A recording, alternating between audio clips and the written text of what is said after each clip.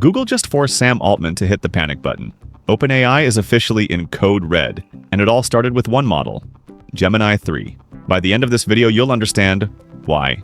Gemini 3's breakthrough shook OpenAI, what this new wave of reasoning-first AI actually means, and how it might change the tools you use every single day. And stay to the end, because OpenAI is already preparing a counterattack that, if it works, could flip this story all over again.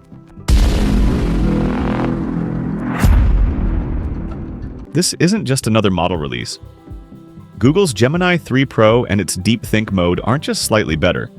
On many of the hardest AI exams we have, they're beating OpenAI's flagship GPT 5.1, sometimes by a huge margin. We're talking about tests designed to see if AI can reason, plan, and understand the world, not just autocomplete text.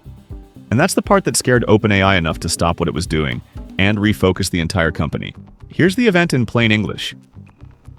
Google launched Gemini 3 Pro plus a Deep Think variant, a mode that takes extra time to think step by step before answering. On a brutal academic reasoning benchmark called Humanity's Last Exam, Gemini 3 Pro scores in the high 30% range, while GPT 5.1 sits in the mid-20s. And Deep Think pushes Gemini even higher when it's allowed to use tools like search or code execution.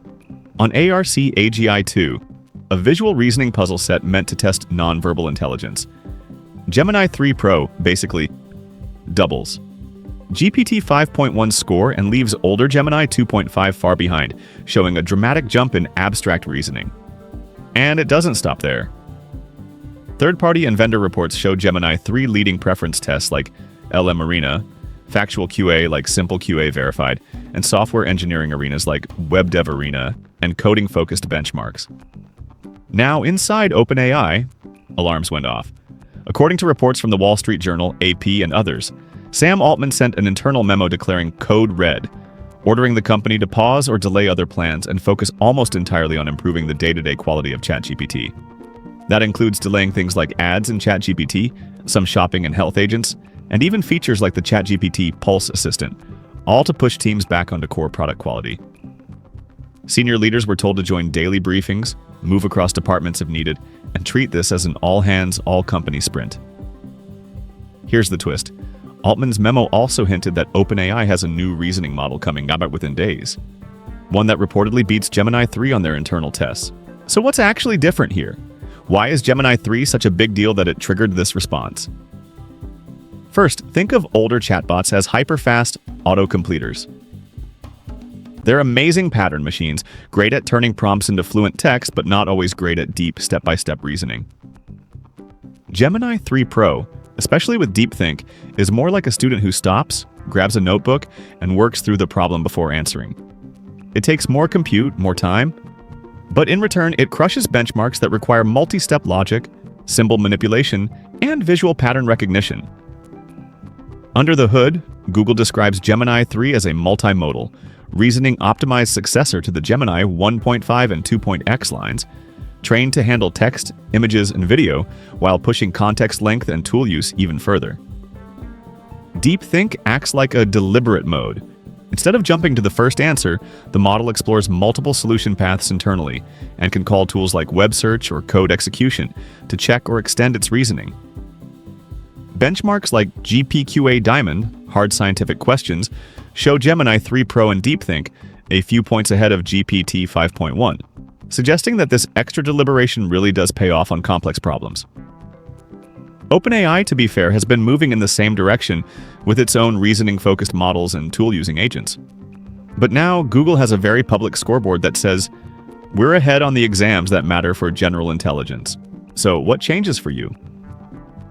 On the Google side, Gemini 3's reasoning and multimodal gains mean better performance on complex research queries where you're stitching together science papers, math, and diagrams. Stronger visual reasoning at, for example, understanding charts, UI layouts, or puzzly images more reliably than older models. More capable coding help, especially on multi-file, logic-heavy tasks based on benchmarks like Web Dev Arena and coding-oriented comparisons.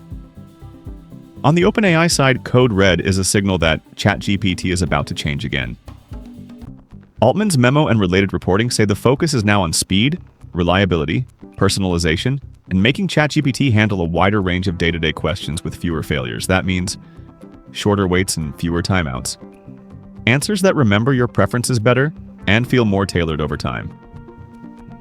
A stronger default ChatGPT experience, even before you start wiring it into advanced agents or tools.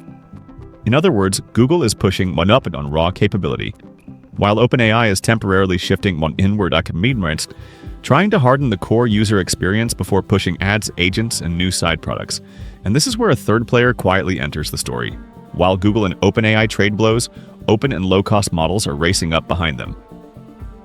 Chinese lab DeepSeek just released two v3.2 models that claim to rival GPT-5 and Gemini 3 Pro on many benchmarks, at a fraction of the cost, and in some cases as open or semi-open systems. Early reports say DeepSeek v3.2 can match or approach these frontier models on reasoning and coding tasks, though with trade-offs in efficiency and generation length. Add Anthropic, Meta, xAI, and others on top of that, and this stops looking like a two-horse race. Instead, it's starting to look like a true model ecosystem, where no single company can rest on a lead for more than a few months. And this is where a third player quietly enters the story. But there's a darker side to all of this. A code red mindset is great for shipping features fast. It's not always great for careful thinking about safety, robustness, and misuse. When models jump this quickly in reasoning ability, they don't just get better at homework and code. They also get better at persuasion, at automating workflows, and at exploring edge cases humans didn't anticipate. There's also the question of centralization. If only a few giant companies can afford to train models at Gemini 3 or GPT-5 scale, they effectively become gatekeepers for digital intelligence, while smaller players scramble to keep up with fine-tunes and clever wrappers.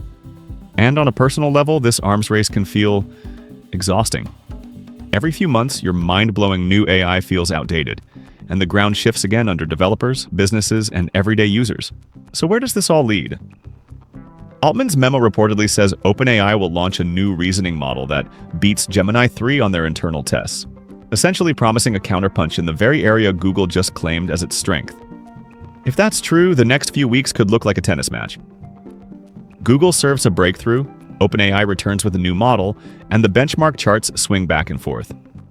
Meanwhile, Google will keep tuning Gemini 3 and DeepSeek and others will push low-cost alternatives, and users will quietly standardize on whatever feels most useful in daily life, not just what tops a leaderboard.